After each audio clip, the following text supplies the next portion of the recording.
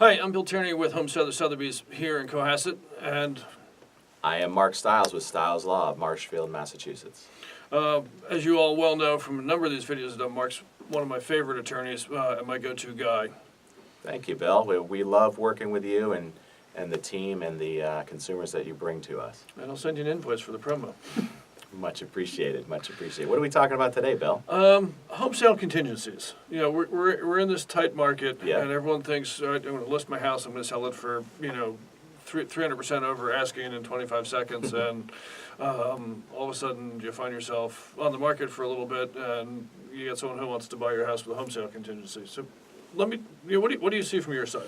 So initially, a lot of people push away from home sale contingencies from the seller market type of ideals, where we'll have a better offer. Well, yeah, I mean, his agents were lazy, right? You want a guy who's going to come in. Well, I wouldn't say that, but you're trying to get the strongest offer possible, and sometimes those don't seem strong, but in reality, oftentimes they are very strong because they're motivated people. They just want to mitigate their risk a little bit and make sure that they're not going to get stuck with two houses.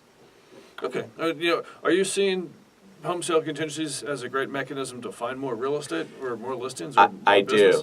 do. I think that if they're drafted correctly and there's a fair and equitable a middle ground for both buyer and seller, I think it's a great way to create more inventory, because somebody who might otherwise not want to put their house on the market because they don't have a place to go, here's an option for them to get a house locked up that they want, the next home, and then get the process going for their house, or run them parallel together, and they may not have as a that. member, of the team, to get the seller and the buyer to the closing table where everyone wants to get. Yeah.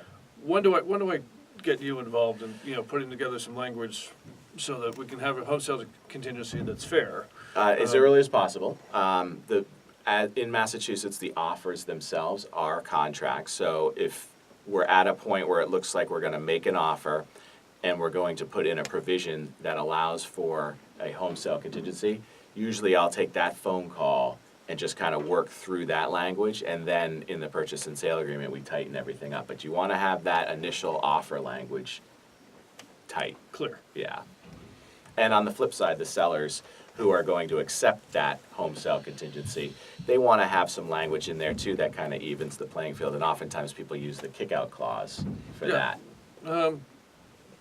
I know what a kick-out clause is. I also can't speak. Yeah. But anyway, give me 30 seconds of kick-out in your least legal So use.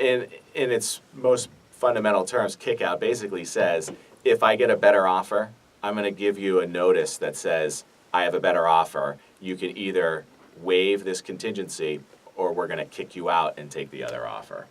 Awesome. That sounds like a win-win for everybody. It is, and again, the way we see it, it enables more people to get into the market, especially in a tight environment of low inventory. It gives everybody the ability to put some more inventory out there, mitigate the risks a little bit for folks. That's going to get us both to the closing table, which is where everyone wants to go. That's where we want to go. Anyway, hey, thanks for touching on this with me. My pleasure. Thanks for having Thanks, me. Mark.